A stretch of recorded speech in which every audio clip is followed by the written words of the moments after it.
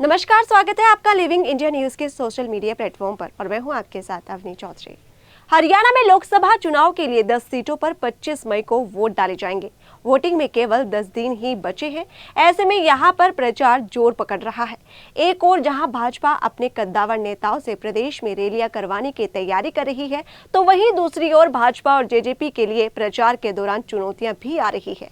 JJP और भाजपा प्रत्याशियों को लगातार लोगों के विरोध का सामना करना पड़ रहा है। इसके पीछे का क्या बड़ा कारण है, जानने के लिए देखें ये खास रिपोर्ट।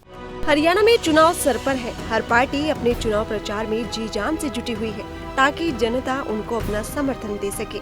लेकिन इन दिनों हरियाणा में भाजपा और जेजेपी नेताओं को विरोध का सामना करना पड़ रहा है। जानकारी के मुताबिक पानीपत, सिरसा सहित कई जगहों पर भाजपा और जेजेपी के लोगों को काले झंडे दिखाए गए हैं। अहम बात तो ये है कि करनाल से भाजपा उम्मीदवार मनोहर लाल के अलावा हिसार से पार्टी के उम्मीदवार रणजीत सिंह चौटाला को भी कई बार विरोध का सामना करना पड़ा है।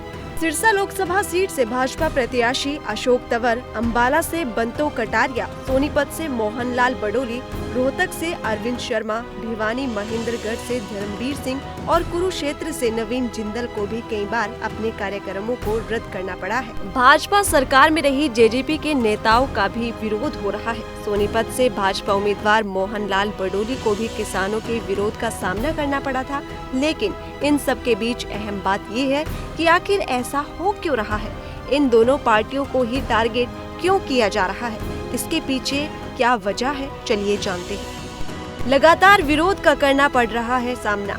कैथल में गुला चीका में हरियाणा के पूर्व सीएम मनोहर लाल का भी मंगलवार को किसानों ने विरोध किया।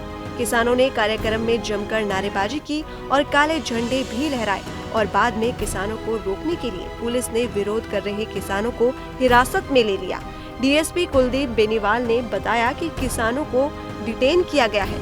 किसान रेल स्थल की तरफ बढ़ रहे हैं, जिन्हें रोका गया, लेकिन वो नहीं रुके और बतौर ड्यूटी मजिस्ट्रेट तहसीलदार गुला मंजीत मालिक के आदेशों पर किसानों को डिटेन किया गया है। कौन कर रहे विरोध? बता दें, 13 फरवरी को किसान आंदोलन शुरू हुआ था। इस बार किसान हरियाणा और पंजाब के बॉर्डर पर बैठे थे क्योंकि इन्हें दिल्ली जाने से हरियाणा पुलिस ने रोक दिया था, क्योंकि इस दौरान हरियाणा में भाजपा और जेजेपी की सरकार थी। और अब पूर्व सीएम मनोहर लाल और जेजेपी के डिप्टी सीएम दुष्यंत चौटाला को विरोध का सामना करना पड़ रहा है। उधर चुनाव आयोग ने भी किसानों से अपील की है कि वो चुनाव प्रचार में बाधा न बने। किसान नेता बलबीर सिंह राजेवाल के नेतृत्व में किसान नेताओं का एक प्रतिनिधि मंडल चुनाव आयोग से मिला है। प्रत्याशियों के हमले पर टिकैत का बयान। भारतीय किसान यूनियन के राष्ट्रीय प्रवक्ता और किसान आंदोलन में मुखर रहे राकेश टिकैत ने हरियाणा में प्रत्याशियों पर हमला करने वालों की निंदा की है। किसान नेता ने कहा है कि किसानों की आड़ में उपद्रव न करें। उन्होंने प्रत्याशियों पर हमले की खबरों की निंदा की है। उधर नैना चौटाला पर पथराव मामले की जांच की मांग की है। किसानों की मांग पूरी नहीं होने पर किसान केंद्र सरकार के फैसले से नाखुश थे। उस समय हरियाणा में भाजपा और जेजेपी की गठबंधन सरकार थी। हरियाणा में किसानों को दिल्ली कूच के लिए रोका गया।